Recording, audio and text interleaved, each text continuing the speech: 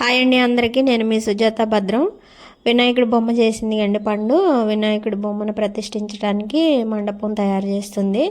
Thermocol sheet ఒకటి తెచ్చుకుంది బయటికి వెళ్ళి ఫ్యాన్సీలో. ఇంకా దాన్ని ఇలా కట్ చేసుకొని మోడల్గా మన ఇంట్లో ఉన్న పూలు, మామిడాకులు వాటితోనే సింపుల్గా డెకరేషన్ చేసింది మంచిగా. మాకైతే బాగా చేసింది అనిపించింది. పండు డెకరేషన్ చేయడంలో మంచి పట్టుందనమాట. ఇంట్లో ఏదైనా సరే బాగా చేస్తుంది. మండపం అయితే ఇలా రెడీ అయిపోయింది. ఇంకా గణపతిని కూర్చోబెట్టడమే ఉంది. కొంచెం పూలు చల్లి కింద మేము వేరే చాపేసామండి. చాపేసి చాప పైన ఈ మండపాన్ని పెట్టాము. ఇంకా మండపం రెడీ అయిపోయిన తర్వాత మనం పూజ కార్యక్రమాల వీడియోలన్నీ నెక్స్ట్ వస్తాయండి. అవి లాంగ్ వీడియో చేస్తాను, లాంగ్ వీడియో చేసి పెడతాను అనమాట.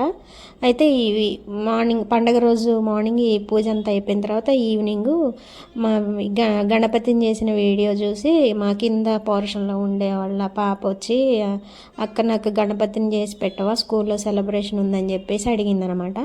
అందుకని చెప్పి సాయంత్రం పూట మళ్ళీ ఒక గణపతిని చేసింది పండు. ఈసారి 4 చేతులు పెట్టి కూర్చునేది కూడా 3 పక్కలా చేసిందనమాట. మోడల్ మార్చి చేసింది, బాగా వచ్చింది. ఎక్స్పీరియన్స్తో పొద్దున్నే నైట్ చేసిన దానికంటే కూడా బాగా నీట్గా వచ్చింది అనమాట గణపయ్య బొమ్మ. చూడటానికి మాకైతే బాగా అనిపించింది. మీకు ఎలా అనిపించిందో కామెంట్ చేయండి.